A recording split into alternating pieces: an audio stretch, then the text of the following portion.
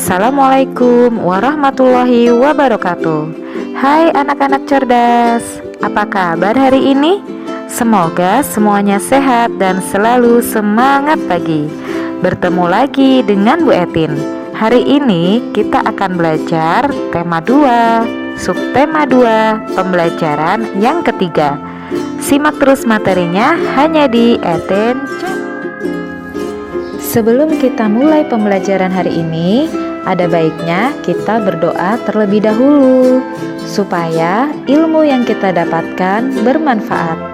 Dan jangan lupa selalu menjaga kesehatan dan kebersihan serta mematuhi protokol kesehatan.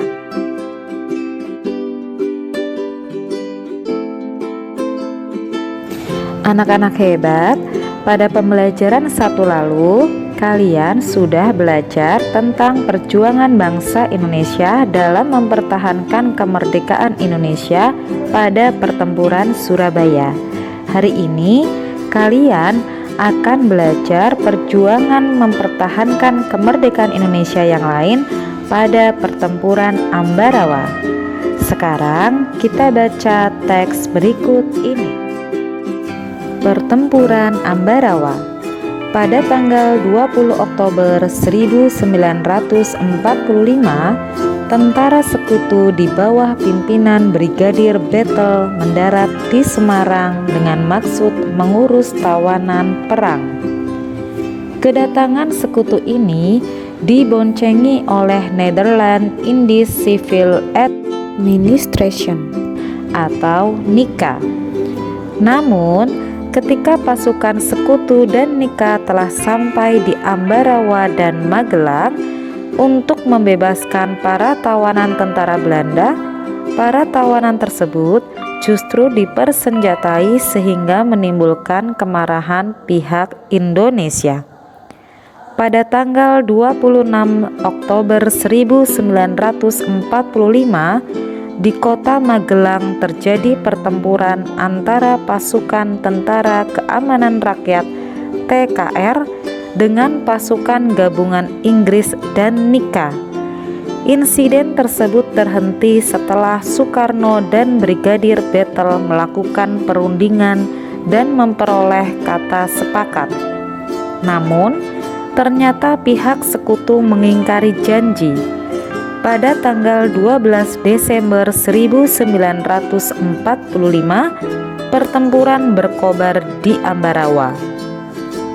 Kolonel Sudirman langsung memimpin pasukannya yang menggunakan taktik gelar supit urang atau pengepungan rangkap dari kedua sisi sehingga musuh benar-benar terkurung.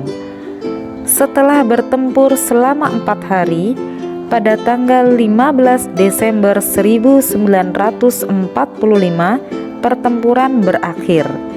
Indonesia berhasil merebut Ambarawa dan sekutu dibuat mundur. Kemenangan ini diperoleh berkat kerjasama dari seluruh rakyat di Ambarawa. Kemenangan pertempuran ini kini diabadikan dengan didirikannya Monumen Palagan Ambarawa dan diperingati sebagai Hari Jadi TNI Angkatan Darat atau Hari Juang Kartika. Setelah membaca teks tersebut, Bu Etin akan memberikan tugas kepada kalian. Namun sebelumnya, Bu Etin akan menjelaskan terlebih dahulu tentang kalimat efektif.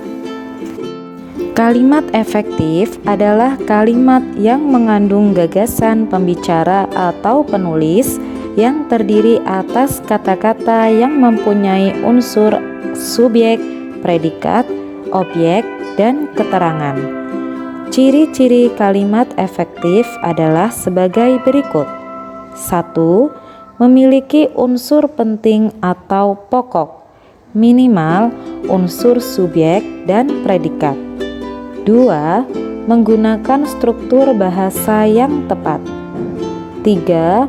Memenuhi kaidah ejaan yang berlaku. 4.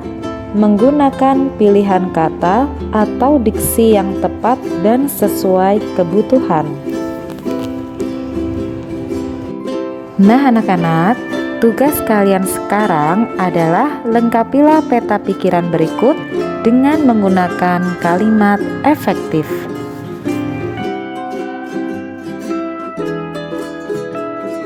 Anak-anak cerdas, coba kalian baca kembali teks pertempuran Ambarawa dan peta pikiran yang sudah kalian buat. Kemudian, jawab pertanyaan berikut ini. 1. Apa saja upaya yang dilakukan oleh rakyat di Ambarawa untuk mempertahankan kemerdekaan Indonesia? Jelaskan. 2. Bagaimana pendapatmu tentang upaya yang telah dilakukan?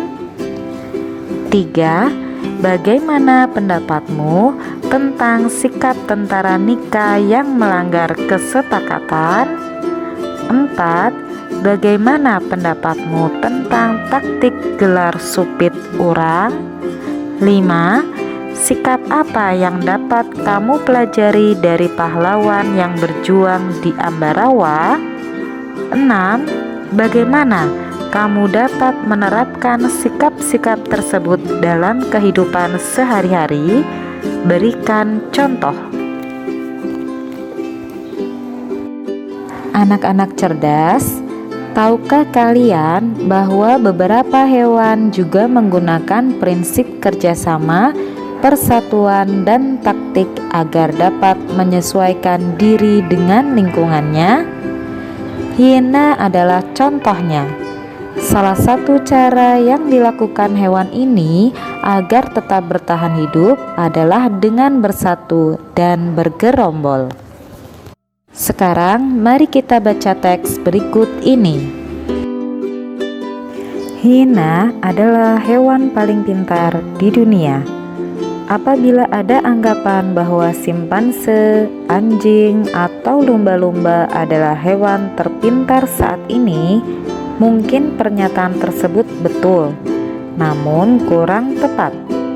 Menurut penelitian, hewan terpintar di muka bumi adalah hiena. Dr. Sarah Benson Amram dari University of St. Andrews mengatakan bahwa hiena adalah hewan terpintar karena binatang tersebut dapat mengatasi masalah secara naluri dan juga dapat berhitung. Dalam penelitiannya, Sarah berhasil menyimpulkan bahwa tingkat kepintaran seekor hewan ditentukan dari cara mengatasi masalah. Hiena mempunyai strata sosial lebih tinggi dari jenis lainnya dan dapat mempertahankan wilayahnya dengan cara memanggil rekan mereka. Hiena akan mengusir hewan lain yang masuk ke wilayahnya dengan cara bergerombol. Hewan ini dapat menghitung jumlah penyusup di wilayahnya dan memperkirakan berapa rekan yang harus hadir untuk mengusirnya. Hiena mempelajari cara untuk mengatasi masalah dari kesalahan dan percobaan. Hal ini seperti yang dilakukan manusia ketika menghadapi masalah. Ungkap Sarah seperti yang dikutip Telegraph. Dia juga menjelaskan bahwa walaupun banyak hewan lain yang melakukan metode yang seperti dilakukan hiena, namun hewan ini lebih cepat dalam melakukannya. Hiena lebih kreatif daripada hewan lainnya, lanjut Sarah. Mungkin di kemudian hari, karena dikatakan lebih pintar, maka NASA dapat menggunakan hiena sebagai penelitian keluar angkasa. Selama ini, NASA hanya menggunakan simpanse dan beberapa hewan kecil lainnya untuk hal tersebut. Anak-anak, dari teks bacaan tersebut, jawablah beberapa pertanyaan berikut ini.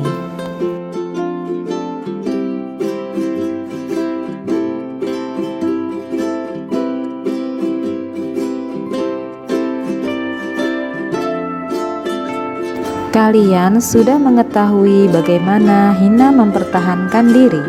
Sekarang, kita akan mencari tahu bagaimana cara hewan lain beradaptasi. 1. Kamuflase. Hewan ini menyesuaikan diri dengan kondisi tempat yang sesuai dengan tubuhnya. Misalnya, belalang daun dan belalang sembah. Belalang sering hinggap pada daun untuk menyesuaikan warna dan bentuk tubuhnya. 2. Mimikri. Bunglon menyesuaikan diri dengan mengubah warna kulitnya sesuai dengan tempatnya berada. Misalnya, ketika bunglon berada di batang kayu, warna kulitnya berubah dari hijau menjadi kecoklatan dan kehitaman atau sebaliknya. Perubahan warna ini membuat bunglon mampu membaur dengan lingkungan. 3. Autotomi atau melepas bagian tubuh. Untuk melindungi dirinya, cicak dan kadal melepaskan ekornya. Cara ini disebut autotomi. Ekor yang telah putus akan tumbuh lagi seperti semula. 4. Menggulungkan diri. Terenggiling melakukan penyesuaian diri dengan menggulungkan tubuhnya membentuk spiral. Cara ini dilakukan untuk melindungi diri dari serangan musuh. Contoh hewan lain yang menggulungkan diri adalah lipan. Nah anak-anak, sekarang ayo cari tahu bagaimana hewan berikut menyesuaikan diri.